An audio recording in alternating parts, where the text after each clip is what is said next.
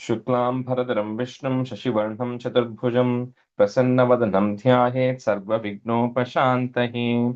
ॐ सहना भवतु सहनौ भुनक्तु सह वीर्यं करवावहै तेजस्विनावधीतमस्तु मा विद्विषावहै। ॐ शान्ति शान्ति शान्तिः।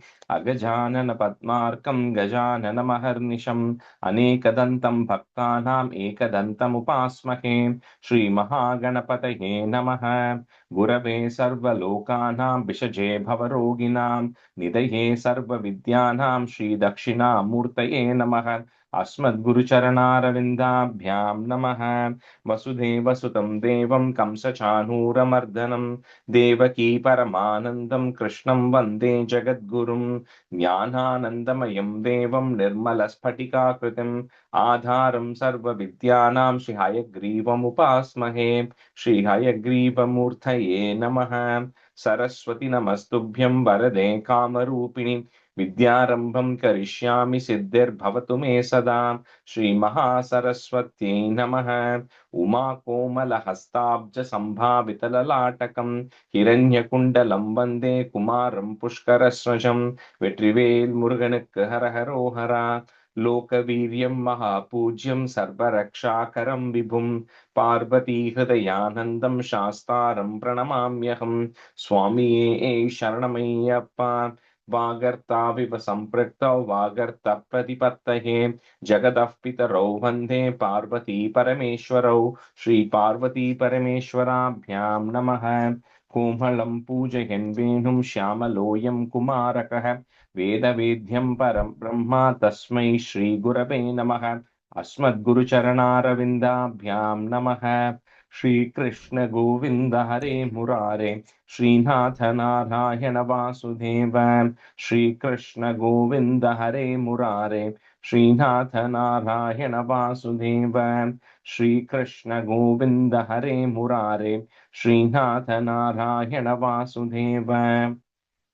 पीताम्बरं करविराजितचक्रशङ्खकौमोदकी सरसिजं करुणासमुद्रं राधासहायम् अतिसुन्दरमन्दहासं वातालयेशम् अनिशं हृदि भावयामि। कृष्णो रक्षतु मां चराचरगुरुः कृष्णं नमस्ये सदा। कृष्णेनैव सुरक्षितोऽहमसकृत् कृष्णाय दत्तं मनः। कृष्णादेव समुद्भवो मम विभो कृष्णस्य दासोऽस्म्यहम्। कृष्णे भक्तिरचञ्चलास्तु भगवन् हे कृष्ण तुभ्यं नमः। श्रीगुरुवायूरप्पा शरणं नम्राणां सन्निधत्ते सततमपि पुरस्तैरनभ्यर्थितानपि आर्तान् कामानजस्रं वितरति परमानन्दसान्द्रां गतिं च। इत्थं निःशेषलभ्यो निरवधिकफलः पारिजातो हरे त्वं क्षुद्रं तं शक्रवाटी ध्रुवमभिलषति व्यर्थमर्त्यव्रजोऽयम्। श्रीगुरुवायूरप्पा शरणं श्रीभट्टपादम् अनिशं हृदि भावयामि। वंशी विभूषितकरात् नवनीरदाभात् पीताम्बरात् अरुणबिम्बफलादरोष्टात् पूर्णेन्दुसुन्दरमुखात् अरविन्दनेत्रात् कृष्णात् परं किमपि तत्त्वमहं न जाने। കൈരണ്ടും കൂപ്പി ഞാൻ വീണ്ടും ഇറക്കുന്നു നിരജലോചന നിന്നോടായി. ഏതീനു മന്യനെ കുമ്പീരേണ്ട തോറും രീതിയിൽ നീ എന്നെ പാലിക്കെന്നായി. കൃഷ്ണ ഹരേ ജയ കൃഷ്ണ ഹരേ ജയ കൃഷ്ണ ഹരേ ജയ കൃഷ്ണ ഹരേ. Good morning, everyone. So we'll do a review of 93. Lakshmi Kammala ji, can you do one half? And Padmaja Ramesh, you can do the other half. 4.5 stanzas. I think we did 9 stanzas, so you can do 4.5 each.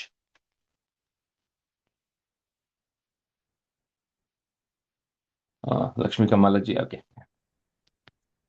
93, right? Yeah, sorry, ladies and gentlemen. Shri Krishnaya Parabrahmane Namaha. I will try my best today. बन्धुस्नेहं विजह्यां तव हि करुणया त्वय्युपावेशितात्मा सर्वं त्यक्त्वा चरेयं सकलमपि जगद्वीक्षमाया विलासम् नानात्वात् भ्रान्तिजन्यात् सति खलु गुणदोषावबोधे विदिर्वा व्यासेधो कथं तौ त्वयि निहितमतेः वीतवैषम्यबुद्धेः क्षुतृष्णालोपमात्रे सततकृतधियो जन्तवः सन्त्यनन्ताः तेभ्यो विज्ञानवत्यात् पुरुष इह वरः त्वच्च निर्धुर्लभैवां तत्राप्यात्मात्मना स्यात् सुहृदपि च रिपुः त्वयि न्यस्तचेताः तापोच्चित्तेरुपायं स्मरति स हि सुहृत् स्वात्मवैरी ततोऽन्यः Lakshmi, the second line, second word, विज्ञान Vijnana वत्वात्, right? Vatvat, yeah. Yeah, I thought And then Vaikya. after that, Varaha, it is Tajjanir, not Tvajjanir. Tajjanir Durlabhaiva. No, thank you. Yeah. त्वत्कारुण्ये प्रवृत्ते क इव न हि गुरुः लोकवृत्तेऽपि भूमन् सर्वाक्रान्तापि भूमिर्न हि चलति ततः सत्क्षमां शिक्षयेयं गृह्णीयामीश तत्तद्विषयपरिचयेऽप्यप्रसक्तिं समीरात् व्याप्तत्वं चात्मनो मे गगनगुरुवशाद् भातु निर्लेपता च स्वच्छस्व्यां पावनोऽहं मधुर उदकवत् वह्निवन्मास्म गृह्णां सर्वान्नीनोऽपि दोषं तरुषु तमिव मां सर्वभूतेष्वेयां पुष्णिर्नुष्टिकलानां शशिन इव तनोः नात्मनोऽस्तीति विद्यां तोया दिव्यस्तमार्ताण्डवदपि च तनुष्वेकतां त्वत्प्रसादात् Third line, first word, Pushtir नास्ति Nashti. नास्ति yes. स्नेहाद् स्नेहाद्व्यादात्तपुत्रप्रणयमृतकपोतायितो मास्म भुवं प्राप्तं प्राश्नन् सहेय क्षुधमपि शयुवत् सिन्धुवत् श्यामगाधः मापप्तं योषिदादौ शलभवत् भृङ्गवत्सारभागी भूयासं किं तु तद्वद्धनचयनः वशन्महामीश प्रणेशम्. Okay, you can stop there. The last one, there's no visarga. I heard a visarga. The last line, Tadvad Dhana Chayana Vashan. Tadvaddhana, right? Yeah, Tadvad Dhana Chayana Vashan. Tadvaddhana, then Chayana. Chayana Vashan, yeah. Vashan Mahamisha Pranesham. Dha is a double da, right? Press. Yeah, the first is the first Sanskrit da, next is the second Sanskrit da. So Tadvaddhana Chayana Vashan. Tadvaddhana, okay. Tadvaddhana Chayana Vashan. And Ma na is a dirgham, right? Vashan, Yeah, Mahamisha. Vashan Mahamisha Pranesham. Okay, stop there. मा बध्यासं तरुण्या गज इव वशया नार्जयेयं धनौघं हर्तान्यस्तं हि माध्वी हरैव मृगवन्मामुखं ग्राम्यगीतैः नात्या सज्जेय भोज्ये झष इव बलिशे पिङ्गलावन्निराशः सुप्यां भर्तव्ययोगात् कुररैव विभो सामिशोऽन्यैर्न हन्यै वर्तेयत्यक्तमानः सुखमतिशिशुवन्निस्सहायश्चरेयं कन्याया एकशेषो वलयैव विभो वर्जितान्योन्यघोषः त्वच्चित्तो नावबुद्ध्यै परमिषु कृदि वक्ष्माभृतायानघोषं गेहेष्वन्यप्रणीतेषु अहिरिव निवसान् युन्दुरोर्मन्दिरेषु त्वय्येव त्वत्कृतं त्वं क्षपयसि जगदित्यूर्णनाभात् प्रतीयाम् त्वच्चिन्ता त्वत्स्वरूपं कुरुत इति दृढं शिक्षये पेशकारात्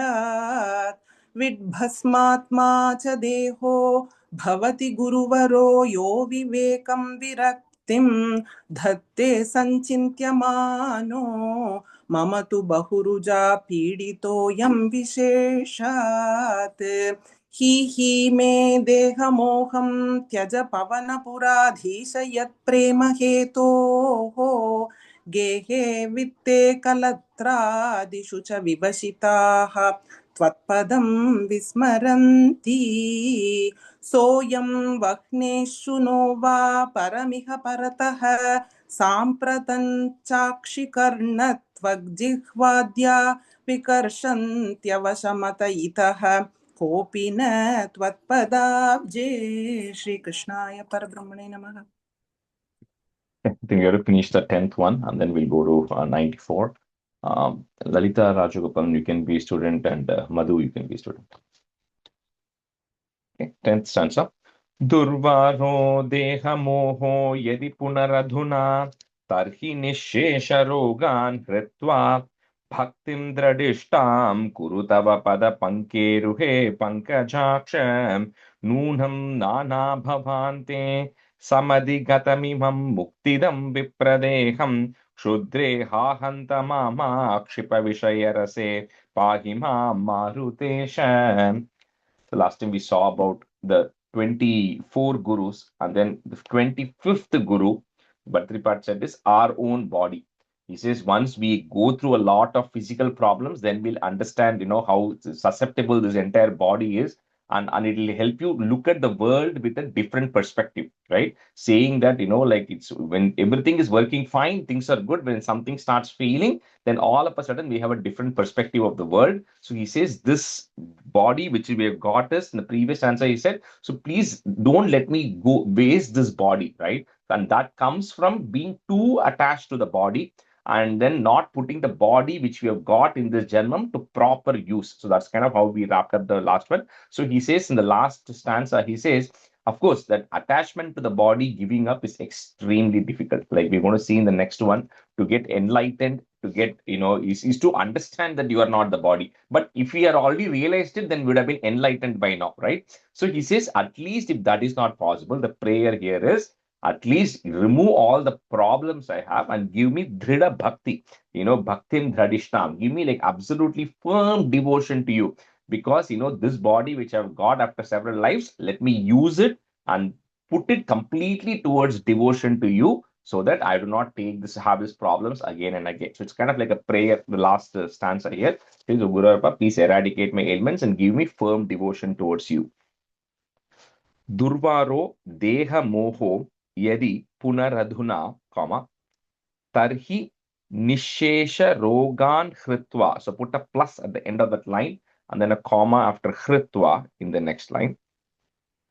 Bhaktim dradishtham kuru tava pada pankeruhe pankajaksha. So first line after punaradhuna, comma, then after hritva in the second line.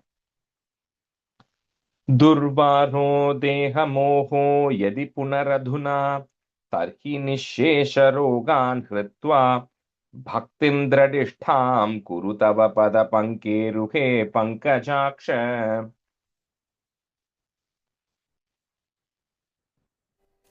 दुर्वारो देहमोहो यदि पुनरधुना तर्हि निःशेषरोहान् कृत्वा भक्तिं दृढिष्टां गुरु तव पदपङ्गेरुहे पङ्कजाक्ष दुर्वारो देहमोहो यदि पुनरधुना तर्हि निःशेषरोहान् कृत्वा भक्तिं दृढिष्टां कुरु तव पदपङ्गेरुहे पङ्कजाक्ष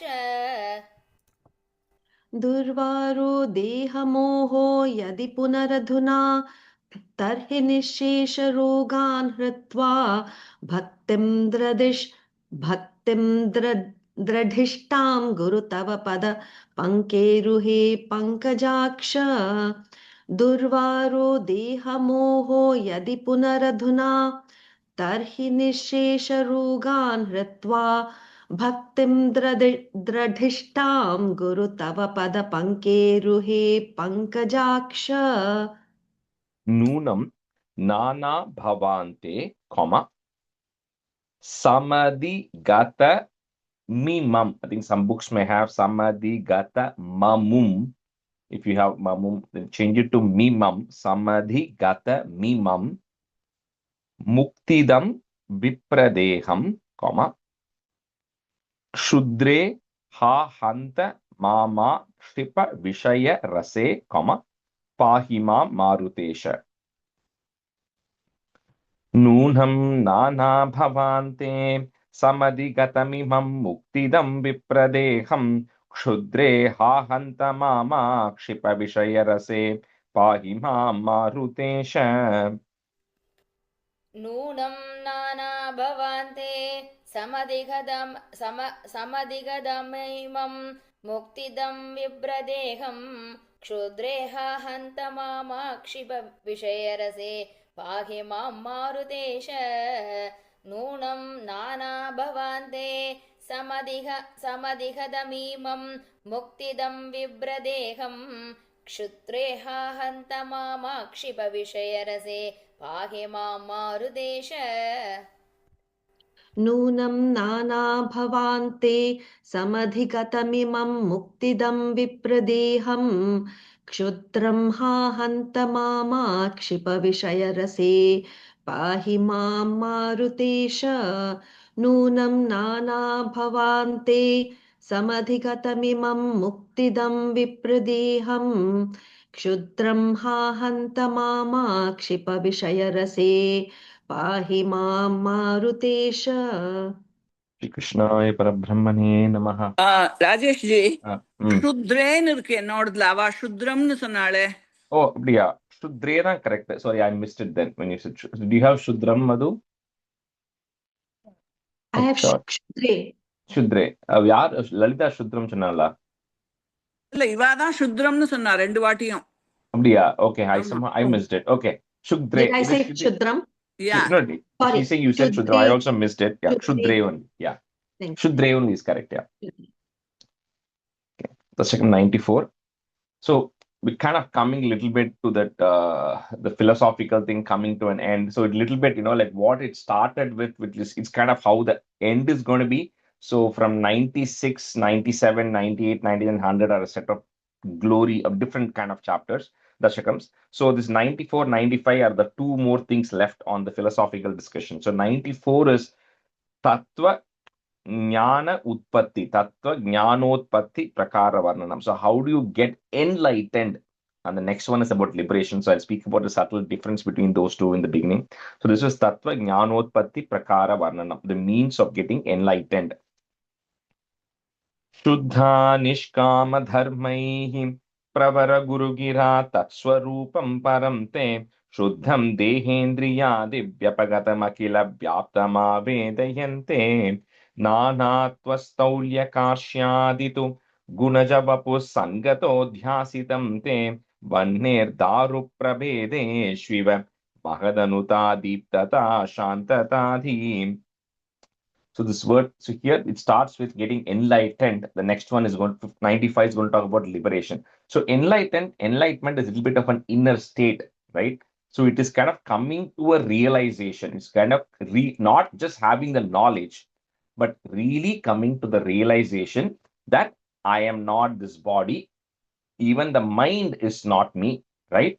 And the true who I am is abstracted from the mind and the body, and it's the Atma who I am is undergoing this experience, which is unaffected with everything that is going with my mind, everything that is going with my senses and body, all of that stuff. So coming to that understanding and awareness while you're still living in this body, that's enlightenment. If you come to that realization, that means you are enlightened. You are still alive, right? Liberation is different. Liberation is kind of the state that follows it. So once you're enlightened, and then you left this body or you're leaving this body, then you are liberated. So you are no longer going to be born again. So that is freedom from the cycle of birth and death and all of that stuff, getting moksha, that is liberation, right? So enlightenment can happen when you're still in this body. If you get enlightened, then you will get liberated. But to get liberated, you don't have to necessarily get enlightened. Okay, because to some extent we'll come to know that. I mean, you will eventually, but you don't have to go through that jnana margam, or like how Buddha did of meditation. There are other ways to get enlightened also. So we'll see some of that here. So anyway, the first stanza here, it starts with saying, the the basic principle which repeats in everything is the life you lead has to be shuddham. It has to be like pure life, which means not doing bad things to others. Like in the Ashtanga Yoga, the first thing that said always was do not do bad onto others, right? That is the first step. That is, you have to lead a pure life.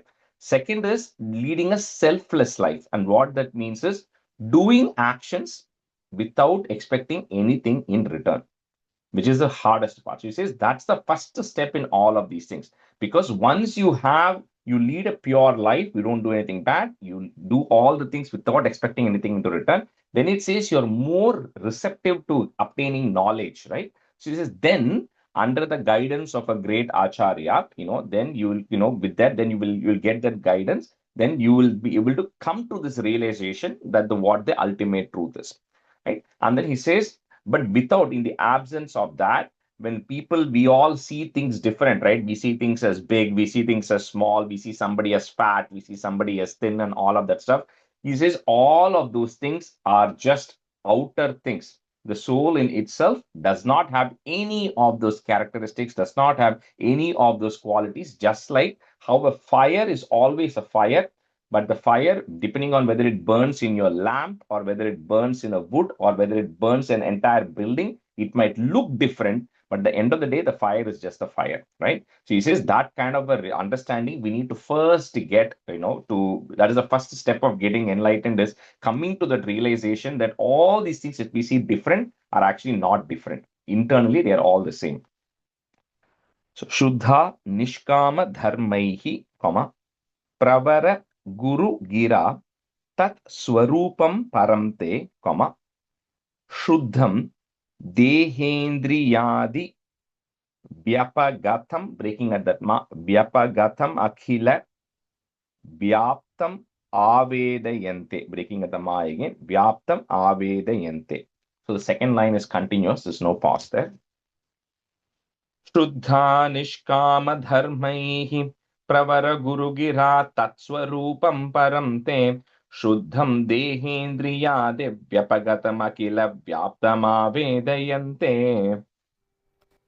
शुद्धा निष्कामधर्मैः प्रवरगुरुहिरा तत्स्वरूपं परं ते शुद्धं देहेन्द्रियादिव्यपहदमखिल व्याप्तमावेदयन्ते शुद्धा निष्कामधर्मैः प्रवरगुरुगिरा तत्स्वरूपं परं ते शुद्धं देहेन्द्रियादिव्यपहदमखिल व्याप्तमावेदयन्ते शुद्धा निष्कामधर्मैः प्रवरगुरुगिरा तत्स्वरूपं परं ते शुद्धं देहेन्द्रियादि व्यपगतमखिल व्याप्तमावेदयन्ते शुद्धा निष्कामधर्मैः प्रवरगुरुगिरा तत्स्वरूपं परं ते शुद्धं देहेन्द्रियादि व्यपगतमखिल व्याप्तम् आवेदयन्ते नानात्व स्थौल्य कार्ष्यादितु, so कार्ष्यादितु, गुणज वपुस् संगतो ध्यासितम, that's one word, संगतो ध्यासितम ते, वन्नेर दारु प्रभेदेष्विव, महदनुता दीप्तता शांततादि. नानात्वस्तौल्यकार्ष्यादितु गुणजवपुस्सङ्गतो ध्यासितं ते वह्नेर्दारुप्रभेदेष्विव महदनुता दीप्तता शान्तताधि. नानात्वस्तौल्यकार्ष्यादितु गुणजवपु सङ्गतोऽध्यासितं ते वह्निर्दारुप्रभेदेश देष्विव महदनुदादीप्तदा ददा शान्तदादी The last Nana or extra, last thing we added an extra da there. Deep Okay. tata shantatadi. O தீப்ததா Rajesh ji, O தீப்ததா uh, சாந்ததாதி அவ்வளவுதானா இந்த Amma, ரெண்டு amma. மட்டும் Yeah, go sorry, ahead. I have Deeptata Tata Shantatadi. Yeah, that is extra. That's not there. So Okay, Mahadanuta Deeptata Shantatadi. okay, thank you. नानातस्थौल्यकार्ष्यादितु गुणजवपु सङ्गतोऽध्यासितं ते वह्नेदारुप्रभेदेष्विव महदनुदादीप्तदा शान्तदादी नानात्वस्थौल्यकार्ष्यादितु गुणजवपुः सङ्गतोऽध्यासितं ते वह्निर्दारुप्रभेदेष्विव महदनुता दीप्तता शान्ततादि sorry नानात्वस्थौल्यकार्ष्यादितु गुणजवपुः सङ्गतोऽध्यासितं ते वह्निर्दारुप्रभेदेष्विव महदनुता दीप्तता शान्ततादि. Answer two. Little bit of a tough stanza in terms of the words. आचार्याख्याधरस्तारनि समनुमिल शिष्यरूपोततारन् वेदो शिष्यरूपोततारन् या भेदोद्भासितेन स्फुटतरपरिबोधाग्निना दह्यमाने कर्माली वासना तत्कृततनुभुवन भ्रान्तिकान्तारपूरे दाह्याभावेन विद्या शिखिनि च विरते त्वन्मयी खल्ववस्था. So arani means like a fire stick. So he says when you have to light a fire, the way you do it is you keep the lower stick, you keep it fixed, and then you rub the top stick which is on top. He says that is how he says a student should be when he or she is going to an acharya. He says the acharya's teachings are like the bottom stick which are firmly ground in what it is, and the student is like the upper stick who actually comes with a lot of eagerness to understand about this world, right? The student has to put the effort because the top stick is what rubs, the bottom stick remains firm, right? So he says the student, by student, that's in all of us, right? Anyone who wants to understand this, he says you have to put the effort to go and understand what the truth is, what the self is. That knowledge is not automatically going to dawn. You got to put the effort to want to know. And when you do that, and when you rub, when the two sticks rub, a fire is produced, right? Similarly, when you put the effort and then you reach the right acharya, then the jnana agni is going to come in your mind, which is the fire of knowledge is going to come in your mind. Just like how the stick rubbing produces a fire. Just a comparison here, right? So that jnana agni, the knowledge will come in your mind, and that is going to do two things. First, it says is it is going to give you the clarity. So it will, because the more you hear about what is there in Bhagavad Gita, the more you hear about what this is being said here, it is going to more and more give you the clarity, because one time you cannot hear it and say, I get it. I am not this body. I am not this mind. We'll never get it, right? But you got to hear it, you got to experience it gradually, and then you'll get a clarity first. Once you get a clarity, a little bit more and more, that's the first thing. The second thing, what it does is, we've got so many births in the past, thousands of births. We have so many vasanas which are carrying from all of these births of our desires, of our tendencies, of our attachments, the ignorance that we have. It all cannot get burnt in a single life, right? So it has to get burnt gradually. So the more and more you get the clarity, the more and more it is going to burn away all the previous janmas, vasanas that we actually have. So once all of those things are done, the knowledge doesn't go away. It's like he's just comparing fire burning something to the knowledge burning the ignorance, right? So fire, eventually, when something is there to burn, once it is burned, that fire dissipates off. But this fire of knowledge still remains, and then that's how you kind of become one. Because then you start seeing, I am no different than the Bhagavan who's inside of me, and that fire will help you merge on to the Bhagavan inside of you, right? So knowledge-wise, you will get that is the state of enlightenment, right? Realizing that who you are and then merging inside. And he says that is only going to come, at least in this step, he's saying that knowledge has to come gradually. Then that will get you to the realization that will eradicate all the vasanas, desires, and everything. And finally, only you will come to that realization fully, and you will eventually internally merge, not liberate, but internally merge. Acharyakhya dharastarani. So you kind of have to say it together. Acharyakhya dharastarani samanu milach chishya rupotarar. You have to put a plus at the end of that line. Okay. Rupotararan yavedhot. One word. Because it's rupota arani avedhot, multiple words. I'll repeat again. Put a plus. Rupotararan yavedhot bhasitena. And then a comma. So the whole of the first line, then after bhasitena, comma. Sputatara paribodhagnina dahyamani. Acharyakhya samanumilachishya rupotararanyāvedhodbhasitena sputatara paribodhagnina dahyamane. आचार्याख्यादरस्तारणि च मनुमिलचिष्यरूपोत्तरारण्य वेदोत्पासिते आचार्याख्यादरस्तारणि समनुमिलचिष्यरूपोदरारण्यावेदोत्पासितेन स्फुटतर परिबोधाग्निना. Rajesh. Correct. You got it. Okay. Sputathara paribodhagnina dahyamane acharyakhyadarastarani samanumilachishya rupodara ranya vedotpasidena sputathara paribodhagnina dahyamane. आचार्याख्यादरस्थारणि समनुमिलच्छिष्य रूपोत्तरारण्या वेदोद्भासितेन स्फुटतर परिबोधाग्निना दह्यमाने.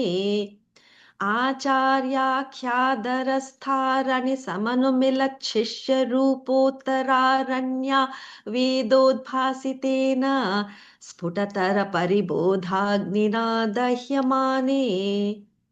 For those of you who know Sanskrit, if you know the word samas in Sanskrit, if you learned something like that when you were in a 10th grade or something, that's what this is. So essentially what they do is, like, I have the individual words in my book. It'll be like acharkyayaha ya adharastaranihi samanumilan sannidhim praptaha yaha shishyaha tadrupaha. So it's got all of those words.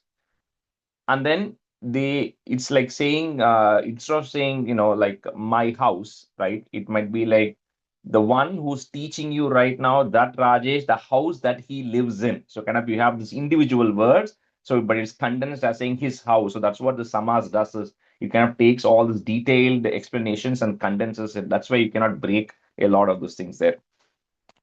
Karmali vasana tat krita tanu bhuvana bhranti kantara pure, comma. So that line is continuous, comma at the end. Dahya bhavena vidya shikhini cha virate, comma. Tvanmayi khalvavastha. Karmali vasana tatkrita tanu bhuvana bhranti kantara pure dahya bhavena vidya shikini cha virate tvanmahi khalvavastha. Acharyadarastarani. No, second, karmali. Karmali vasana tatkrida dhanubhuvana bhrantigantara pure dahya bhavena vidya shigini cha virate tvanmayi kalvavastha.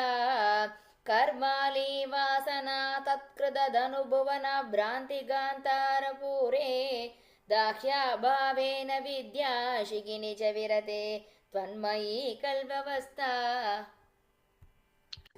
कर्माली वासना तत्कृत तनुभुवन भ्रांति कांतार पूरे दाह्याभावेन विद्या शिखिनि च विरते त्वन्मयी खल्वस्था कर्माली वासना तत्कृततनुभुवन भ्रान्तिकान्तारपूरे दाह्याभावेन विद्या शिखिनि च विरते त्वन्मयी खल्वस्था. That's the thing. Evam tvatpraptitonyo nahi khalu nikila kleshahanerupayo naikantatyantikaaste krishi badagada shatgunya shatkarma yogaha durvaikalyera kalya api nigamapathaha tatphalanyapyavapta mattastvam vismarantaha prasajati patane yantyanantan vishadhan. Says in this world for every purpose of everybody, we have one main thing is not to feel sad or not to have any sorrows. So the way we do all of that is, we take different things, right? We all work because we have to get money, because we feel that getting money is going to remove all my sorrows. That is one. The second sorrow you might have is you might have physical problems, health problems. Then you might say, okay, I want to have a medicine which is going to remove my physical problem. Then you might have emotional problems. So then they say emotional problems, and you have to do like meditation, you got to manage all the other things, or you do yoga, spiritual disciplines, all the things that are there, right? So he says each of individual problems, we feel that there is a solution to this, but he says all of that is only going to give you a temporary relief. It's never going to permanently remove the sorrows that you have, because that sorrows are going to keep coming back again and again and again in this birth. If you've taken a birth, you're always going to have some kind of a sorrow all the time.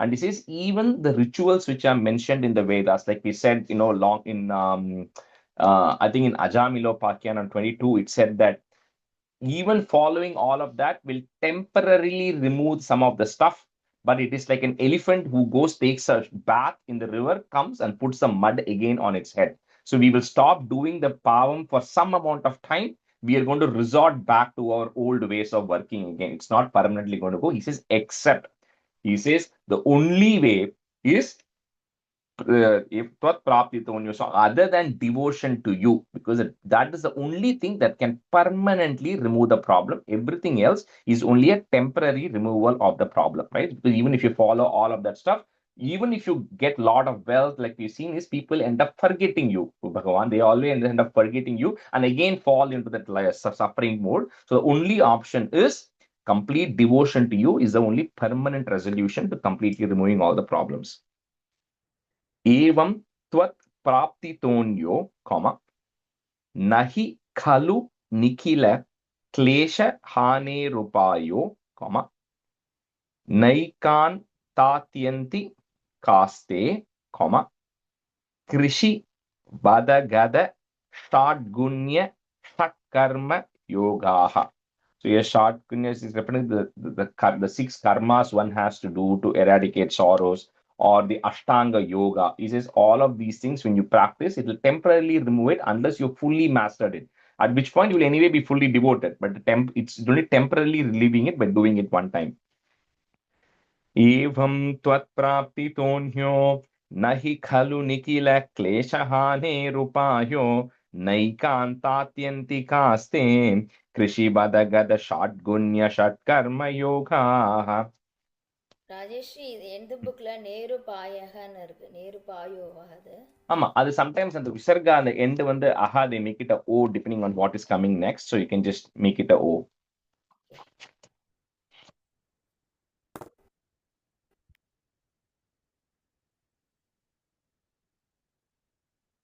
Oh, let the mute little. Okay. एवं तत्प्राप्तिदोन्यो न हि खलु निखिल क्लेशः निरुपायो नैकान्ताद्यन्तिकास्ते कृषिवदगद षड्गुण्यषट्कर्मयोगाः.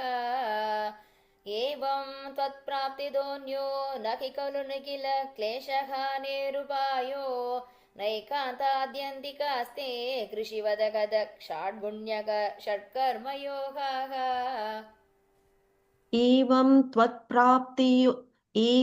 त्वत्प्राप्तितोऽन्यो न हि खलु निखिलक्लेशहानिरुपायो नैकान्तात्यन्तिकास्ते कृषिवदगद षड्गुण्य षट्कर्मयोगो योगाः Second line, Madhu. एवं Shatgunya.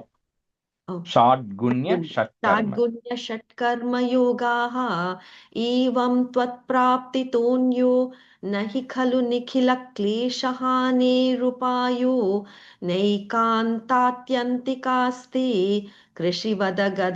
कृषिवदगद षड्गुण्य षट्कर्मयोगाः Durvai Kalyairakalya. If you want to break at the ra, Durvai Kalyairakalya api Nigama Pathaha. So that is goes away. Visarga comma Nigama Pathaha. Tat Phalan Yapyavapta comma Mattastvam Bismarantaha comma Prasajati Patane Yantyanantan Vishadan. दुर्वैकल्यैरकल्या अपि निगमपथाः तत्फलान्यप्यवाप्ता मत्तास्त्वां विस्मरन्तः प्रसजति पतने यान्त्यनन्तान् விஷாதான். ராஜஸ்ரீ என்கிட்ட அந்த வாப்தாக்கு அப்புறம் விசர்க்கம் இருக்கு, வாப்தாகான்னு okay, வருது. அதை remove பண்ணிக்கலாம், பரவாயில்ல. அது end of the line. Yeah, I know individual words have that, but yeah. दुर्वै कल्यैरहल्या अपि निगमपतास्तत्फलान्यप्यवाप्ता मत्तास्त्वां विस्मरन्दः व्रजसति पदने यान्त्यनन्तान् விஷாதான். லலிதா, தேர்ட் லைன்ல நிகமபதாஹ, அந்த இஸ்ஸுக்கு பதிலா we added the விசர்கா. நிகமபதாக. Oh okay. Yeah.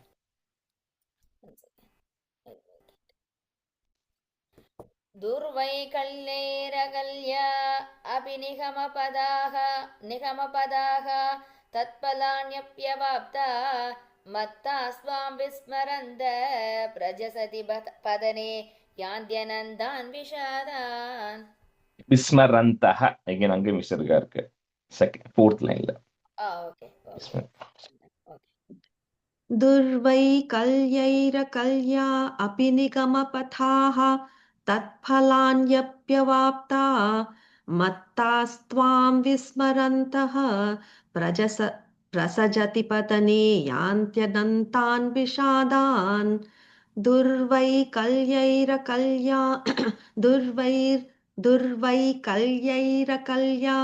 अपि निगमपथाः तत्फलान्यप्यवाप्ता मत्तास्त्वां विस्मरन्तः प्रसजति पतने यान्त्यनन्तान् विषादान्. Stanza 4. Third line, the Vapta Hakaram is no, Rajeshri, right? No, there's no Vaptaha, it's not. It's just Vapta. Okay. In my book, Visarga said that. Okay. Yeah, stanza 4. This one you can mark and keep. This is a very nice prayer. Stanza 4. त्वल्लोकादन्यलोकक्वनुभयरहितो यत्परार्धद्वयान्ते त्वद्भीतः सत्यलोकेऽपि न सुखवसतिः पद्मभूः पद्मनाभ एवं भावे त्वधर्मार्जितबहुतमसां का कथा नारकानां तन्मे त्वं चिन्धि बन्धं वरदकृपणबन्धो कृपापूरसिन्धो. So again, he hits on, will lot of things appear on the surface to be something. He says the ultimate fear that all of us have, majority people have, is about our own lives. That's the biggest fear one has is what is going to happen to me? When am I going to die? What will happen when I die? Right?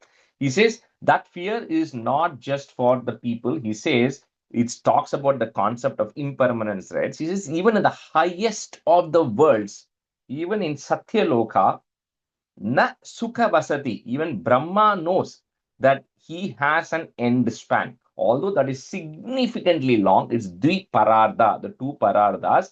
He knows at the end of the two Parardas, he has to get dissolved, right? That entire dissolution is going to happen, and even that Brahma is going to go away. So even he cannot be permanently happy, because he knows even Brahma has an end date. So he says, even if Brahma, who sits in the topmost world, is not safe, then what to say about ka katha narakana? What to say about people like us? We have no idea what is going to happen when, right? So he says the only place where there is any level of permanence is that your world Vaikuntham is the only place where there's permanence, and that's the only place where there's no fear, because you know that thing is not going to come to an end. Anything we have, we'll always lose things. That's a fear we have, right? So he says, but what we do is, instead of leveraging the time we have, which is whatever limited amount, which none of us know how much time we have, we constantly add more bondage to us, right? With more actions we have, with all the wrong actions, with the desire, with the ignorance,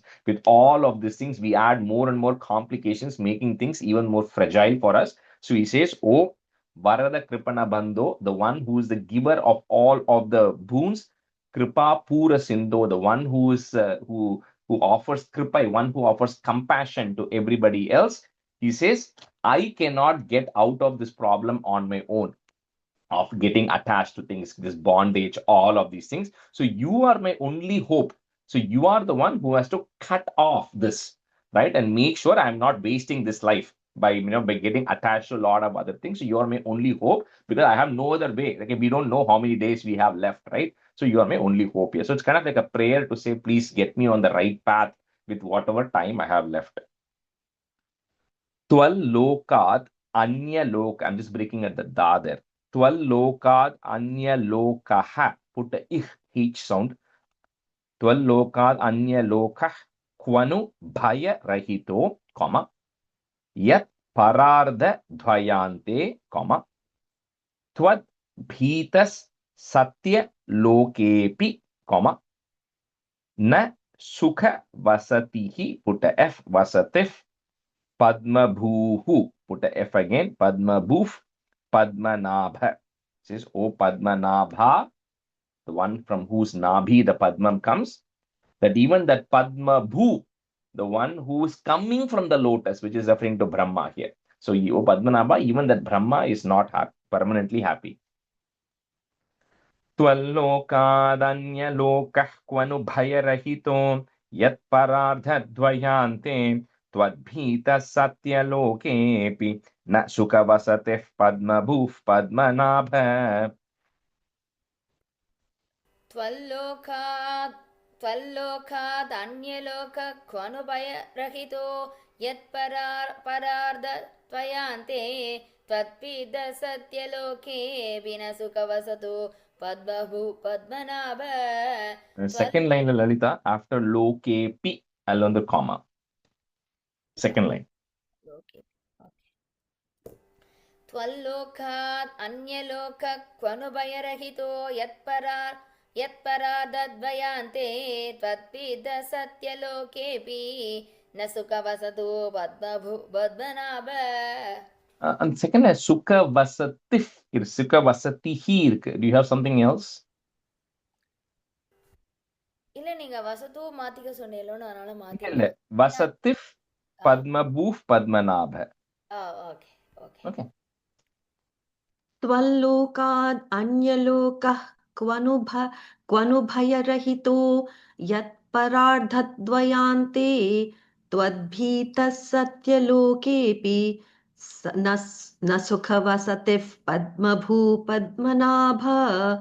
त्वल्लोकाद् अन्यलोकः क्वनु भयरहितो यत्परार्धद्वयान्ते त्वद्भीतः सत्यलोकेऽपि न सुखवसतिः पद्मभूः पद्मनाभ. एवं भावे त्वधर्मार्जित बहु तमसां, comma, का कथा नारकानां, comma, तन्मे त्वं छिन्धि बन्धं, comma, वरद कृपण बन्धो कृपा पूर सिन्धो. एवं भावे त्वधर्मार्जित बहु तमसां, का कथा नारकानां, तन्मे त्वं छिन्धि बन्धं, वरद कृपण बन्धो कृपा पूर सिन्धो. एवं भावे त्वधर्मार्जित बहुतमसां का कथा नारकाणां तन्मे त्वं छिन्धि बन्धं वरद कृपणबन्धो कृपापूरसिन्धो. एवं भावे त्वधर्मार्जित बहुतमसां कागता नारगाणां तन्मे त्वं चिन्ति बन्धं वरदकृपणबन्धो कृपापूरसिन्धो एवं भावे त्वधर्मार्जित बहुतमसां का कथा नारकाणां तन्मे त्वं छिन्दि बन्धं वरद कृपणबन्धो कृपापूरसिन्धो एवं भावे त्वधर्मार्जित बहुतमसां का कथा नारकाणां तन्मे त्वं छिन्दि बन्धं वरद कृपणबन्धो कृपापूरसिन्धो. Okay, just switch halfway. Lalita Murli, you can be a student, and Amutaji, you can be a student. Stanza 5. याथार्थ्यात्वन्मयस्यैव हि मम न विभो वस्तुतो बन्धमोक्षौ माया विद्यातनुभ्यां तव तु विरचितौ स्वप्नबोधोपमौ तौ भद्दे जीवद्विमुक्तिं गतवति च भिदा तावती तावदेको भुङ्क्ते देहद्रुमस्तो विषयफलरसान्नापरो निर्व्यथात्मा. So, he says, so we feel this concept of that we are in bondage, we are not yet enlightened, we are not yet, enlightened, we are not in that state yet. But he says it is nothing like something is going to change tomorrow. Like, in the sense, it's not like something suddenly you will appear different and you are enlightened, right? He says it's not like that. He says the state of enlightenment versus the state of bondage that we are in right now is just in how our mind perceives these things. So one example he says is when you're like you're dreaming and wake state, like we spoke, right? When we are dreaming also, that feels real. When you wake up, that doesn't feel real, but what you are right now feels real, right? He says similarly, the state of enlightenment that you will get to and the state of bondage that we are in is just how your mind is feeling. So one simple example is if a bird is sitting on a tree and it is eating the fruits which are actually on the tree, it is experiencing whether the fruit is tasty or not tasty. The bird is eating the fruit, it is experiencing, I like this fruit, I'm going to eat it, I don't like it, I'm going to go over somewhere and I'm not going to like this fruit. That's the experience, which is how we react to all the desires. We either like the desires or we don't like whatever is happening to us, right? That is the current state. That means you are in bondage. He says the state of enlightenment is very simple. You are still like that bird who is sitting on the tree. You are still sitting in this body. You are still eating that fruit, but you don't have attachment to whether I like that fruit or I don't like that fruit. So it's a state of mind, right? It's not like something magic will happen. So we're saying, so eventually, when you remember, we talked about that the jnana agni coming and burning all that ignorance. It says when the ignorance all gets burnt and I feel one with you, I will be in that state. I'm still living in this world. I'm still living in this body. I still have to eat. I still have to go to places, but I'm not affected by anything else. So that means I've now come to a state of enlightenment and I'm no longer in a state of bondage. That is a difference of, it's all in the how your mind is reacting to everything there.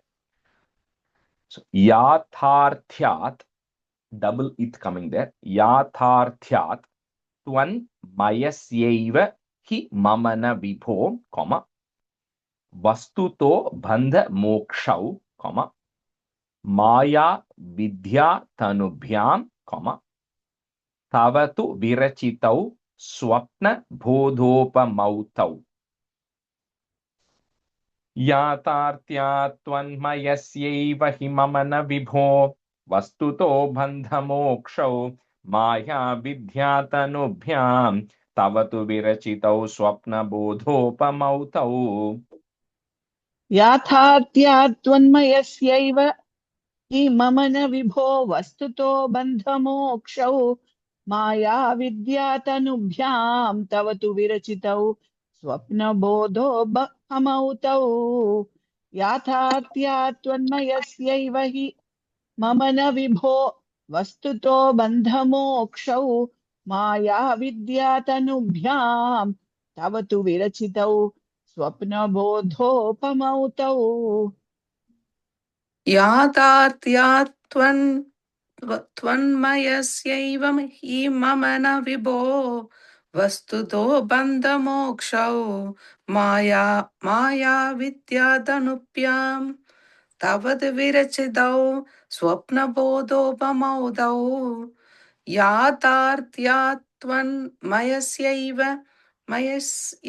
हि मम न विभो वस्तुतो बन्धमोक्षौ माया विद्यादनुप्याम् तावद् विरचितौ स्वप्नबोधोपमौदौ Bhatti jivat vimuktim gatavati chabhidha, comma, tavati tavadeko, comma, bhunkte deha drumastho, comma, vishaya phala rasannaparo, double na, rasannaparo nirvyathatma.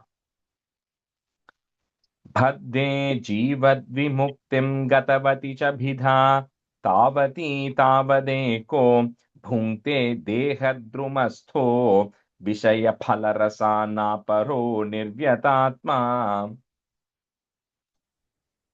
बद्धे जीवत्विमुक्तिं गतवति च भिता तावती तावदेको भुङ्क्ते देहत्रिमस्थो विषयफलरसान्नापरो निर्व्यथात्मा. बद्धे जीवत्विमुक्तिं गतवति च भिता तावती तावदेको भुङ्क्ते देहत्रिमस्थो विषयफलरसान्नापरो nirvyathatma. And the fourth line, Lalita, after deha drumasto, there's a comma, okay, in the fourth line. Oh, sorry. Yeah.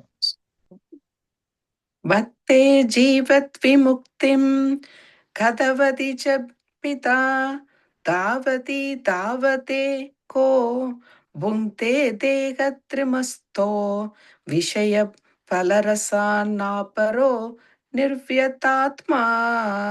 भक्ते जीवत्विमुक्तिं गतवति च पिता तावती तावते को भुङ्क्ते देहत्रिमस्थो विषयफलरसान्नापरो निर्व्यतात्मा. The third line, first word, Amutaji, badhe, double dha, okay. Badhe jivad vimuktim. Batte, okay. Yeah. Batte, okay. Answer 6. Jivan muktatvam vidamiti vachasa kim phalam dura dhure tanha ma shuddha buddhe nachalagu manasa shodhanam bhakti tonyate tanme vishnu krishishtaha त्वयि कृत सकल प्रार्पणं भक्ति भारं येन स्याम मंक्षु किंचित गुरुवचन मिलत त्वत्प्रबोधस्त्वधात्मा. So he says, like, which is kind of what all of us will feel, you talk about all this liberation, about being in a liberated state and everything, that all looks very far. It's like too far for us. He says it's too far because he says, like, it started, like the first word in this Dasakam which said, Shuddha Nishkama Dharma. He says it's because our mind is still not pure and our mind is too distracted with everything else, right? So he says when somebody whose mind is not completely pure yet, too much distractions, all these things seem too unreachable. It seems like very distant, right?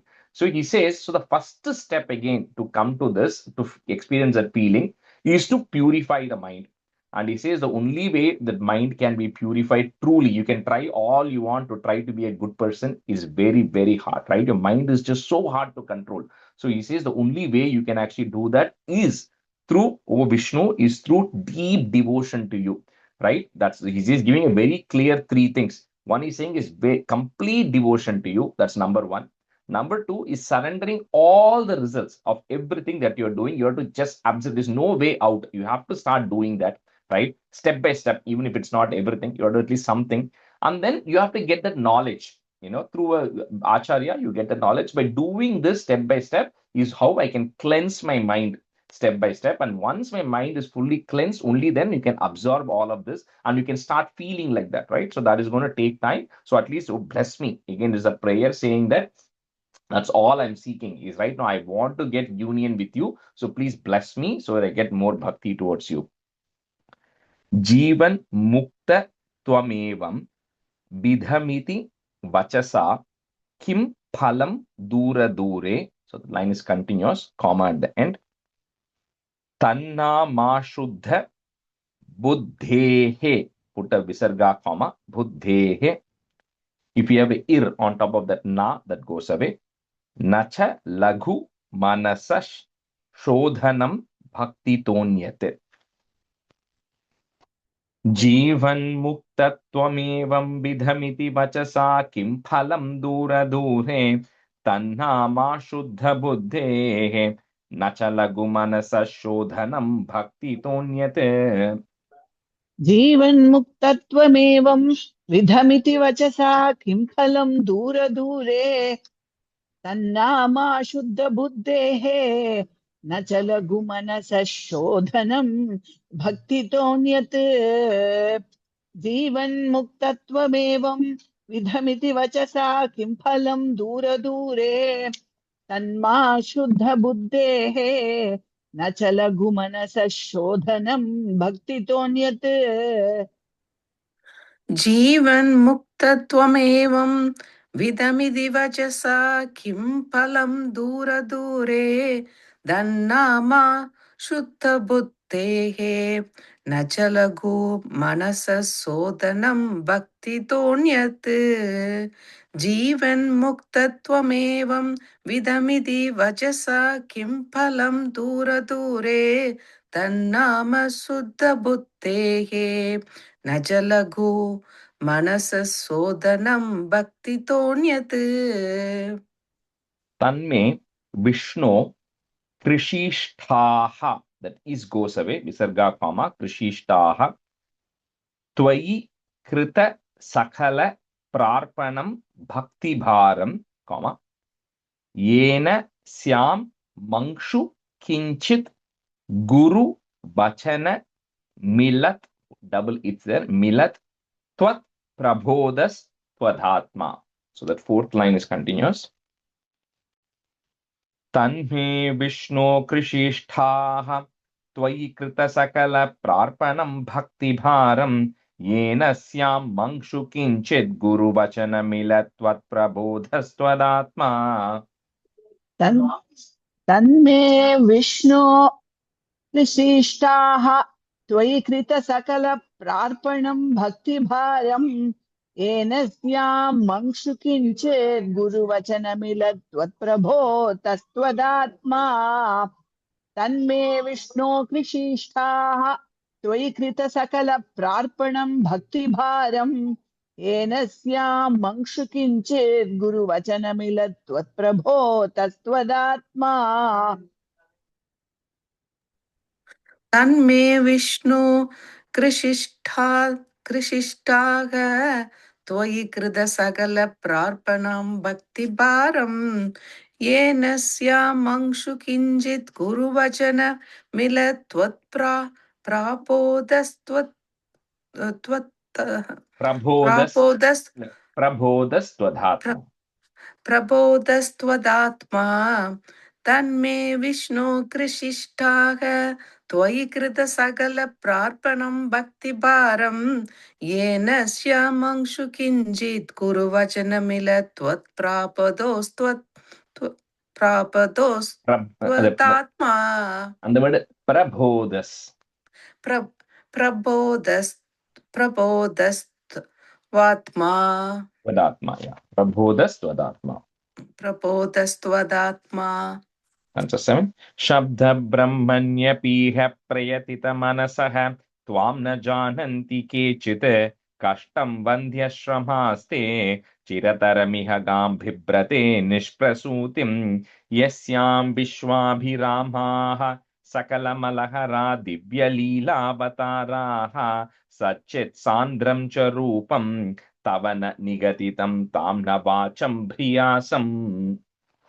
Is that anybody, there are a lot of people who, like, we've spoken about this, and it's not to say that something is bad or anything. It says that there are people who just what do you call, like, rote, they just do follow some things blindly, just follow the scriptures or blindly follow some things without any devotion to you. So he says anything which does not have devotion attached, he says it is truly not going to get you liberated, which we already seen about it, right? Even we saw about in the Dashakam 61 or something about the Yajva Patni, where the people are performing the yajna, these boys go, they are praying for Bhagavan. Bhagavan Swayam comes in front and asks for food, but they are so occupied in the mechanics of doing something that they forget the intent of it, right? So, but the age of Patnis were like, okay, I'm going to give. So they were getting more blessed. So he says, similarly, he says that anything, whether it be, all of the scriptures, which are all valid, all approved scriptures, but blindly following it without any devotion is not going to get you liberated. So he says, please bless me, because anything which talks about you, your name, anything which talks about the incarnations that you have done, anything which talks about the glories, your qualities, your essence, which are all there in the scriptures. So knowing it and falling in love with your devotion with you and following the scriptures, that's the right way, right? Without doing that, just blindly following it is not. The example he gives is that is like a cow which can never milk, which cannot produce milk, or which cannot give a calf, then the value of the cow goes down, right? So similarly, he says it's only going to be half worth it if you do not have the devotion attached to it. So similarly, he says, bless me so that whatever I'm doing, I'm also getting attached to things which talk about you, attached to things which tell your names and talk about your qualities. Divya Leela Avataraha, about your avatars and everything else. Shabda Brahmanya Piha Prayatita Manasaha. The is goes away, put a visarga comma, Manasaha. Tuam na jananti kechit, comma. Kashtam bandhya shramaste, comma. Chirataramiha gam bhibrate nishprasutim. Shabda brahmanya piha prayatita manasaha. Tuam na jananti kechit. Kashtam vandya shramaste. Chirataramiha gam bhibrate nishprasutim. शब्दब्रह्मण्यपीह प्रियतितमनसः त्वां न जानन्ति केचित् कष्टं वन्द्यश्रमास्ते चिरतरमिह गां बिभ्रते निष्प्रसूतिम् शब्दब्रह्मण्यपीह प्रियतितमनसः त्वां न जानन्ति केचित् कष्टं वन्द्यश्रमास्ते चिरतरमिह गां बिभ्रते निष्प्रसूतिम् शब्द ब्रह्मण्यपीह प्रयतितमनसः त्वां न जानन्ति केचित् कष्टं वन्त्यश्रमास्ते चिरतरमिहेकां बिभ्रते निष्प्रसूतिम् सप्तब्रह्मण्यपीह प्रयतितमनसः त्वां न जानन्ति केचित् कष्टं वन्त्यश्रमास्ते चिरतरमिह कां बिभ्रते निष्प्रसूतिम्. Yasyam Vishwabhiramaha, that is goes away, visarga comma, Vishwabhiramaha Sakala Mala Hara Divya Leelavataraha, comma, Satchit Sandram Cha Rupam, comma, Tavana Nigatitam Tam Na Vacham Dhriyasam. Yasyam Vishwabhiramaha Sakala Malahara Divya Leelavataraha Satchit Sandram Cha Rupam Tavana Nigatitam Tamna Vacham Bhriyasam. यस्यां विश्वाभिरामाः सकलमलहरा दिव्यलीलावताराः तच्चित्सान्द्रं च रूपं तव न निगदितं तां न वाचं भ्रियासम् यस्यां विश्वाभिरामाः सकलमलहरा दिव्यलीलावताराः तच्चित्सान्द्रं च रूपं तव न निगदितं तां न वाचं भ्रियासम् Lalita, and the third line, the second time is Vishwabhiramaha. Oh, Vishwabhiramaha. Okay. Yeah.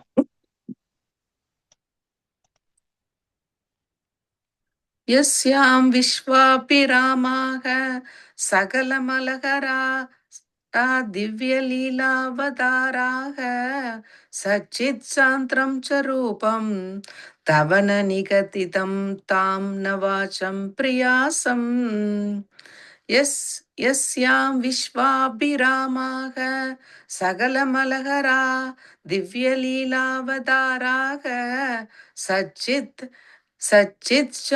च रूपं तव न निगदितं तां न वाचं प्रियासम्.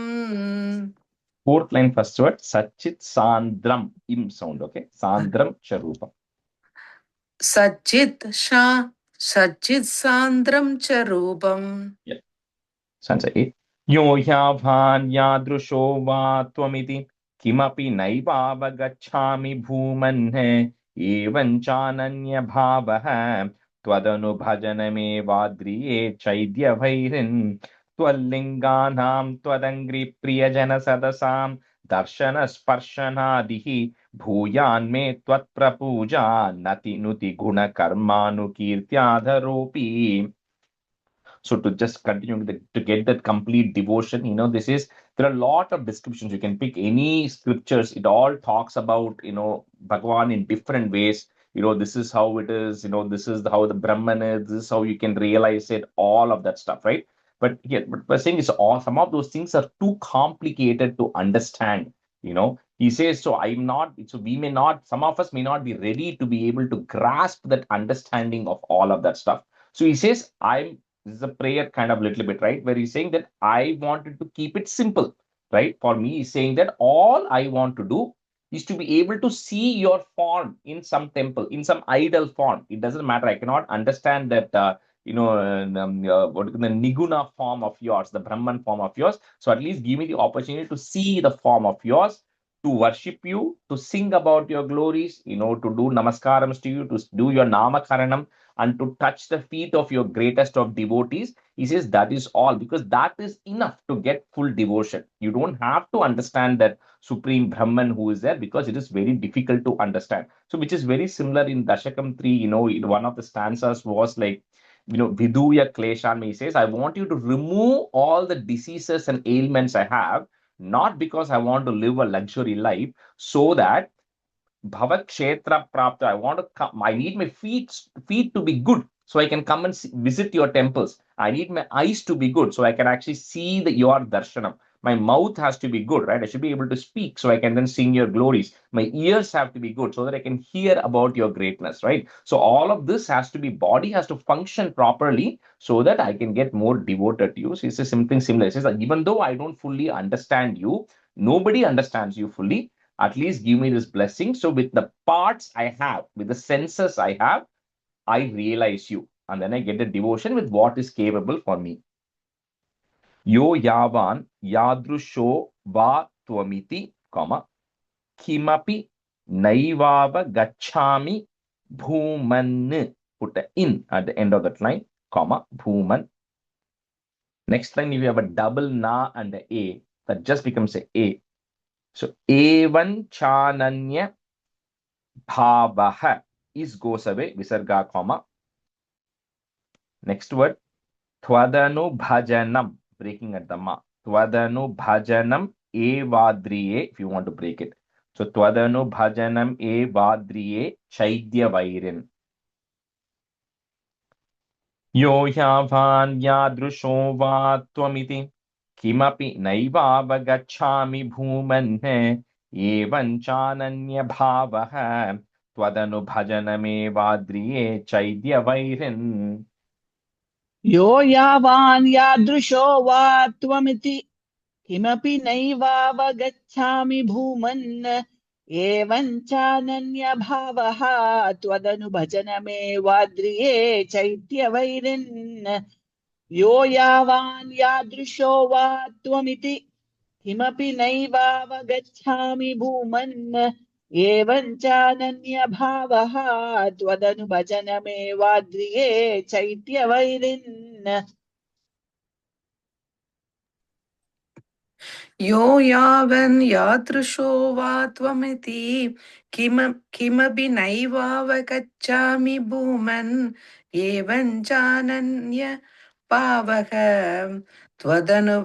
त्वदनुभजनम् एवात्रिये चैत्यवैरिन् यो यावन् यादृशो वा त्वमिति किमपि नैवावगच्छामि भूमन् एवं चानन्य पावः त्वद त्वदनुभजनम् एवात्रिये चैत्यवैरिन् Twal linganam twadangri priya jana sadasam, comma, darshana sparshanadihi, put a visarga, comma. So darshana is to get darshanam, sparshana is to touch, to be ability to touch. Sparshanadihi, comma. Next line, bhuyan me, there is a ir that goes away. Bhuyan me, tvat prapuja, nati, nuti, guna, karmanu, kirtyadaropi. That's one word. That entire line is together. Twallinghanam twadangri priyajana sadasam darshana sparshanadihi bhuyan me tvat prapuja nati nuti guna karmanu kirtyadaropi. Rajeshji, sorry, one question. Yeah. Fourth line, Bhuyan me Tvat Puja Anurk. So, Tvat prapuja. Can you add a pra in front? Tvat prapuja. Tvat Prapuja. Okay. Thank you. त्वल्लिङ्गानां त्विदङ्घ्रिप्रियजनसदसां दर्शनस्पर्शनादिः भूयान्मे त्वत्प्रभुजा नतिनुति गुणकर्मानुकीर्त्यादरोऽपि त्वल्लिङ्गानां त्वदङ्घ्रिप्रियजनसदसां दर्शनस्पर्शनादिः भूयान्मे त्वत्प्रभुजा नतिनुति गुणकर्मानुकीर्त्यादरोऽपि त्वल्लिङ्गानां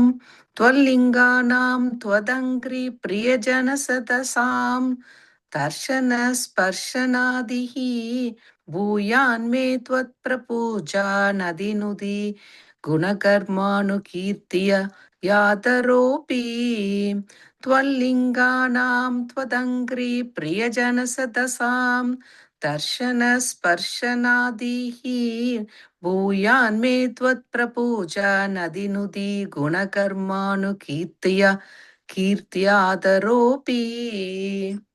That's a nice. यद्यल्लभ्येत तत्तव समुपहृतं देवदासोऽस्मि तेऽहं त्वद्गेहोन्मार्जनाध्यं भवतु मम मुहुः कर्म निर्माह्यमेव सूर्याग्निब्राह्मणात्मादिषु लसितचतुर्बाहुम् आराधये त्वां त्वत्प्रेमार्द्रत्वरूपो मम सततमभिष्यन्दतां भक्तियोगः. So again, to get that devotion, he says, first step, like we said, there are, in Prahlada, it describes 9 types of bhakti to Hiranyakashipu. When Hiranyakashipu says, what is bhakti? He says there are 9 types of bhakti, which is there. One is just whatever what you do as just pure chanting, right? You just go chant something, whatever that may be. That is one type of bhakti. The second is you are going and offering, you don't know what to say, but you're just saying Ram, Ram or whatever, and you're offering flowers, right? That is a type of bhakti. Then, he says going and servicing, like the Lord's temple, like going to the temple, cleaning all the things in the temple and doing service. He says that's also bhakti. So similarly, he talks about 9 type of bhakti. The one of the type of bhakti is that I am your dasa, I am your servant. I am your forever slave. So you have to behave like that, right? As if you're a complete slave to Bhagavan, which means it's not just saying in words, but the servant means what the meaning here is, whatever the master says, you do.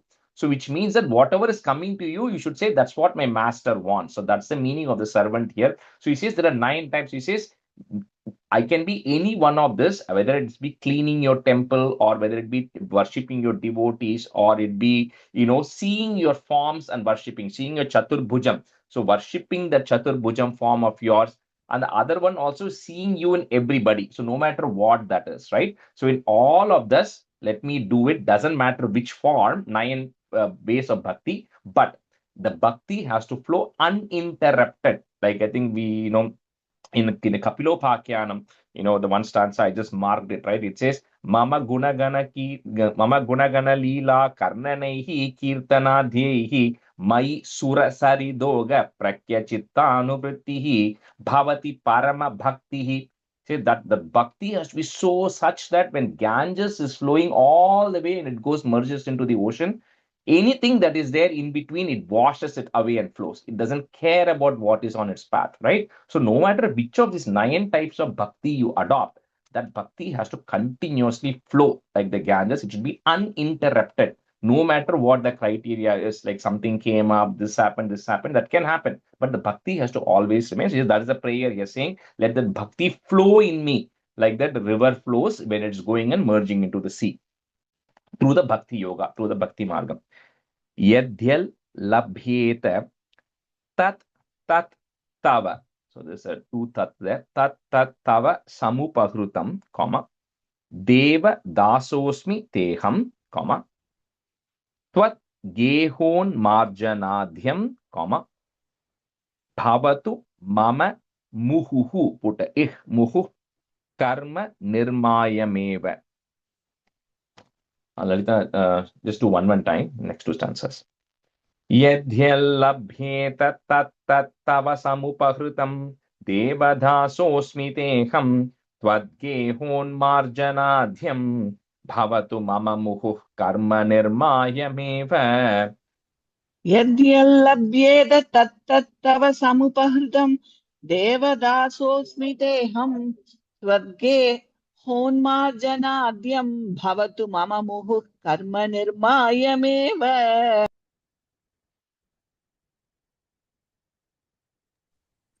यद्यल्लप्येत तत्तव समुपहृतं देवदासोऽस्मि देहं त्वद्गेहोन्मार्जनात्यं भवतु मम मुहुः कर्म निर्मायमेव. Suryagni ब्राह्मणात् मादिषु, comma, Lasith चतुर बाहुम आराधये, just breaking at that ma, बाहुम आराधये त्वाम, comma, त्वत् प्रेमार्द्र त्वरूपो, comma, mama satatham, I'm just breaking at that ma, satatham abhishyandatam bhakti yogaha. Suryagni ब्राह्मणात्मादिषु Lasith चतुर्बाहुमाराधये त्वां त्वत्प्रेमार्द्रत्वरूपो मम सततमभिष्यन्दतां भक्तियोगः.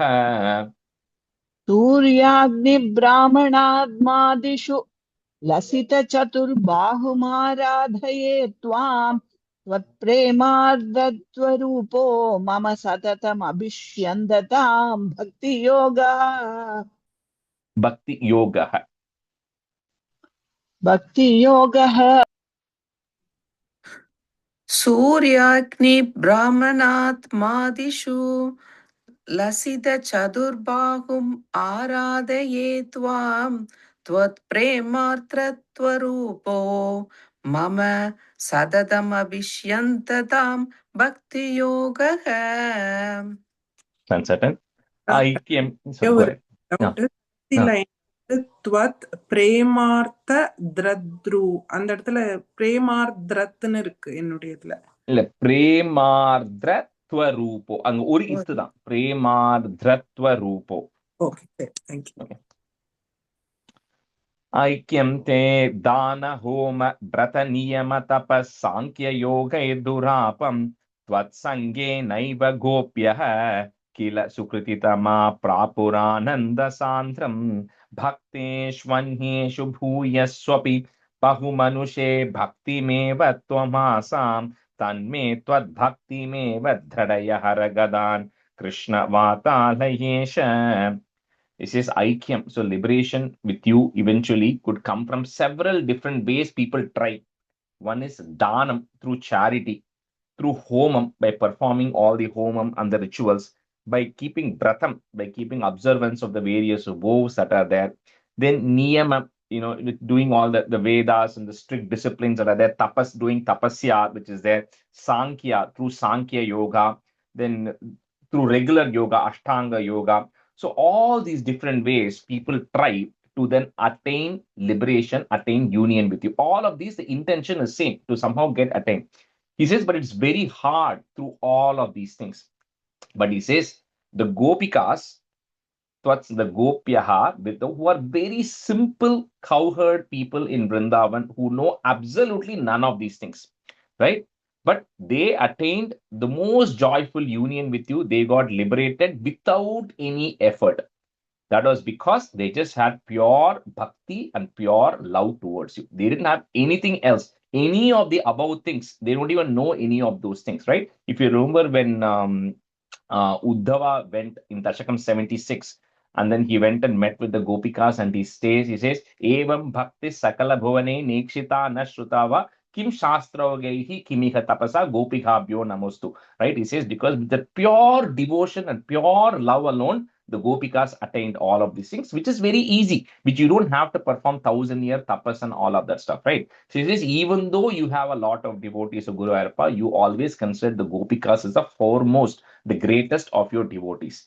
So the prayer again is, may I also get that level of devotion and love that the Gopikas got towards you. May I also get, again, Dridaya, Bhakti Meva Dridaya.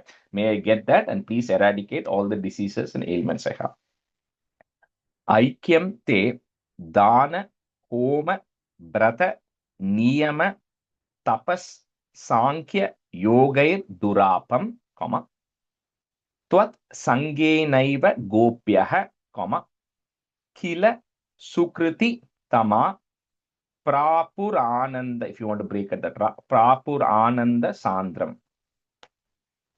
ऐक्यं ते दान होम व्रत नियम tapas सांख्य योगैर्दुरापं त्वत्संगेनैव गोप्यः किल सुकृतितमा प्रापुरानंद सांद्रम्. ऐक्यं ते दान होम व्रत नियम तपस् सांख्य योगैर्दुरापं त्वत्संगेनैव गोप्यः किल सुकृतितमा प्रापुरानन्द सान्द्रम्. ऐक्यते दान होम व्रत नियम तपस् सांख्य योगैर्दुरापं त्वत्संगेनैव